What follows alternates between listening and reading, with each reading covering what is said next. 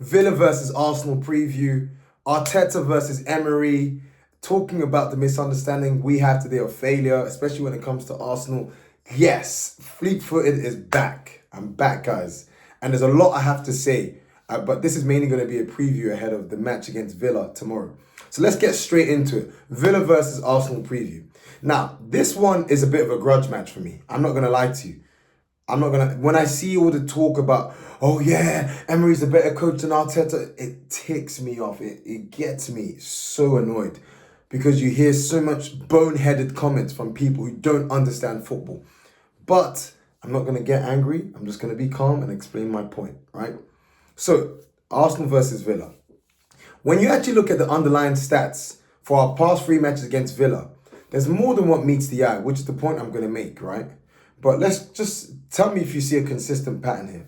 So Villa beat Arsenal 2-0 at the Emirates last season, right? So let me look at the stats. I won't look into possession because Arsenal, naturally, we dominate possession most teams we play anyway, right? I'm just going to focus on the telling ones. Goals. Villa scored 2, Arsenal scored 0. Expected goals. Arsenal had 1.89, Villa had 0.93. So Arsenal had just over double the expected goals that Aston Villa had, but we scored 0, they scored 2. In terms of shots, when we lost 2-0 at our ground, we had 18 shots in total, 4 on target. Villa had 11, 2 on target. Okay, interesting. Now, Villa played well. I thought Villa played very well. They played as you should play. They played very well against us when they beat us 2-0. But on another day, if we take our chances specifically in that first half, it's a different game.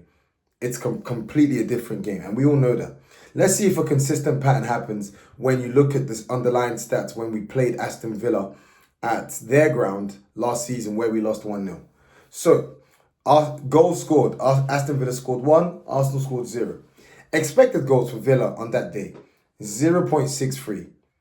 Expected goals for Arsenal, 1.72. So we had clearly more than double their expected goals. Right? And if you actually watch that game, Arsenal were by far the better team. Villa literally scored with their first attack of the game and pretty much were dominated by us throughout the whole game. Complete domination.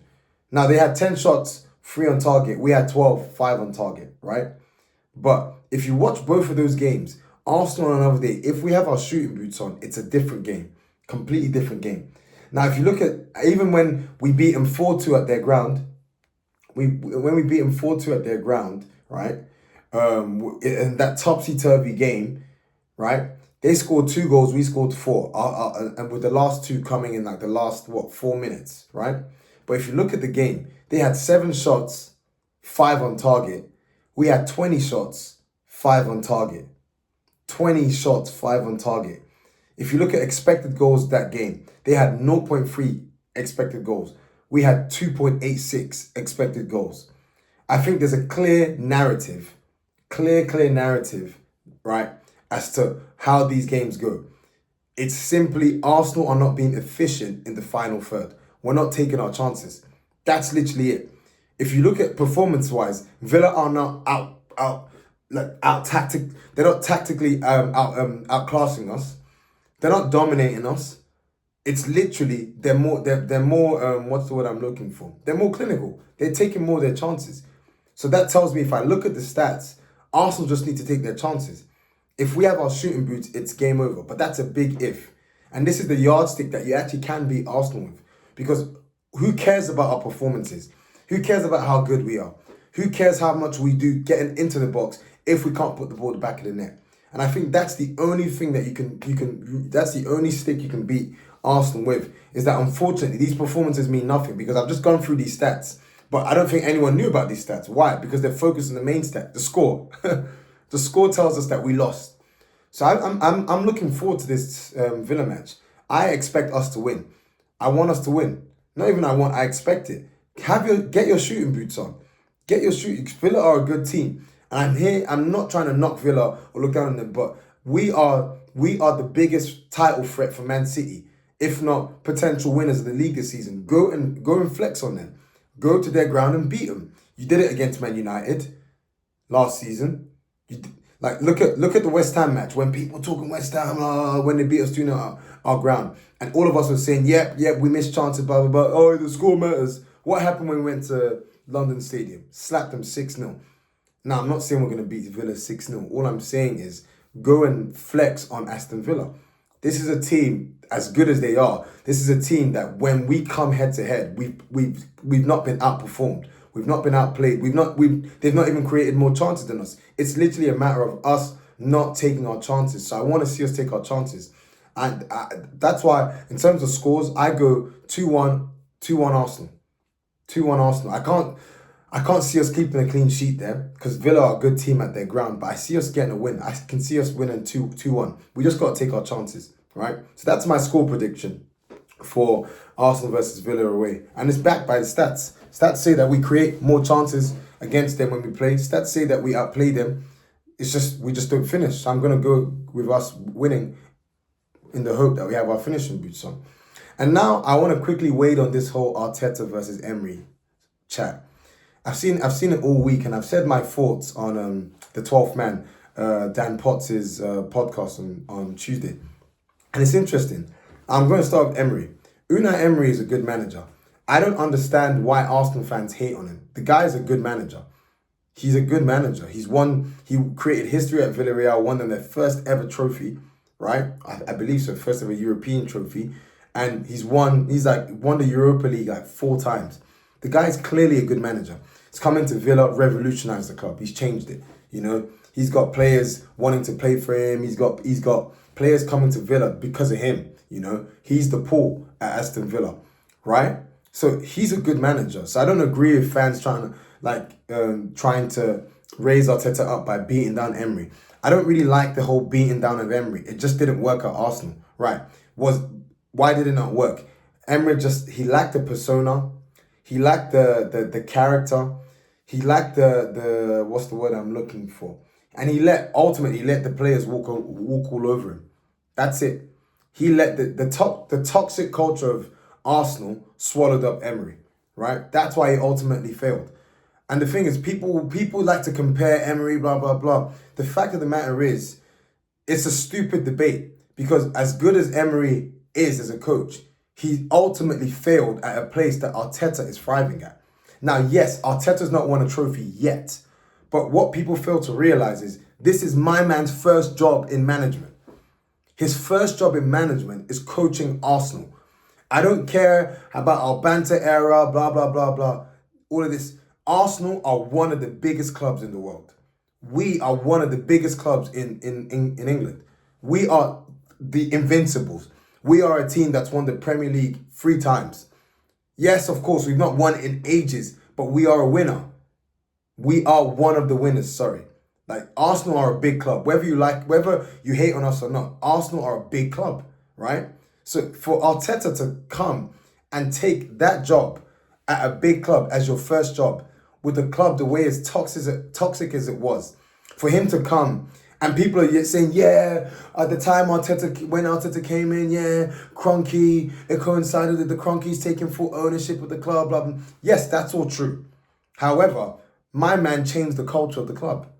My man didn't give in to egos, was willing to make huge calls that in the moment were a detriment to us, but long term have been helpful.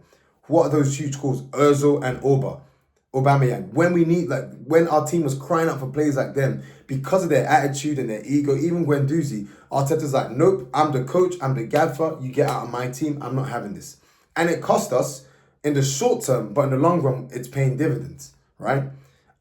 Emery could not do that. My man, Arteta, rebuilt trust between Xhaka and the fans. And he also rebuilt the relationship with the team and the fans. Not to mention tactically, he's a better coach. Now, I think Emery's a good coach, but Arteta legit, after Pep, he's the best coach in the Premier League. He is. Now that Klopp is gone, after Pep, he is the best coach. The guy is just, the thing that makes Arsenal so good is not only do we have quality, but the team is just extremely well coached. Like, you're looking at Arsenal as a club now, and this is not me saying this as an Arsenal fan. You just ask most observers, like, there are very minimal weaknesses in this team. Probably the only weakness I'd say is that we lack the ruthlessness and incisiveness needed in terms of the chances we create. We need to take a lot more of our chances. And we're not creating as much from open play as we have in previous seasons, right? We're relying on set pieces more, but still, it's fine. As long as we're getting the goals, I don't care. This is what Arteta's done. And I even remember Jose Mourinho speaking about him in 2020 when Spurs beat us 2-0 to Derby. He could see all the way back in December 2020 what Arteta was doing. My man is definitely up there in terms of tactical understanding. And it's not that Emery doesn't have tactical understanding. Arteta's just better. It's clear. It's very, very clear. And not to mention, people want to use this yardstick of, oh, trophies, yeah. Okay, great. Then Juande Ramos is a better manager than Arteta. Jose Luis Mendilibar, they've won the Europa League. Juande Ramos has won it twice. What happened when he went to a big club, though? Like Real Madrid. Terrible. And Mendilibar, I don't even know if he's coached a big club, right? So I think we jump to too many extremes with this stuff. Emery's a good manager, but he lacks the mentality required at a big club. That's why he's doing well at Villa. Villa is his level. I highly take Emery and put him in the setup Arteta has now with Arsenal. He will not do as well. And that's not me being down on him. That's me just highlighting just how good a coach Arteta is. So I hope I've given you enough points to put this whole Emery v Arteta debate to bed. It's not even a debate that should be had in the first place, because it's based on hypotheticals. People forget, oh, Emery or Arteta. Emery was in the job Arteta was in, and he failed. Simple. He was at Arsenal and he failed. Why are people forgetting this? He failed. It's okay, bro, you failed. That's fine. Now, you are not a failure, Emery. You're a good manager, but you failed at Arsenal, and Arteta came in and he hasn't, and yes, he's not won a trophy, but you'd find it hard to argue that the club has not gone a massive upward trend. We're building towards that trophy, and hopefully we get that trophy this season under Arteta. And very lastly, just speaking on the point of failure, right? The Bible teaches in Proverbs 24 verses 16, though the righteous fall 7 times, they get up, right? It's interesting. We have this is the thing that people like Arsenal fans used to beat down Emery. Oh yeah, he failed at Arsenal, therefore is a failure as a manager. No. Since failure only happens when you quit and you don't change, you don't learn the lesson.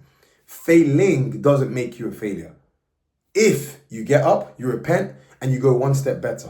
How can someone be a failure if they mess up at something, but they're still consistently giving effort to be better? In my opinion, a failure is the person that tanks at something, takes it on board their identity, oh, I'm a failure, and then does nothing and retreats. That's a failure to me. You cannot be a failure if you're still going at it looking to make stuff happen, right? So that's my 2 pence on just a misunderstanding of what it is to be a failure, and understanding the difference between failing and being a failure. Anyways, guys, that's my impassioned rant about Arsenal, Villa, Emery, Arteta, and then the whole aspect of failing. Hopefully, in my next video, I'll be smiling on my face saying, okay, whoa, I guess I was right. Not that it's about me being right. I just want to go with what I know. I see in the stats that Arsenal win. But anywho, guys, thank you so much for listening to the video. Please continue to like, share, subscribe. I'm back now. So hope to see more of you soon.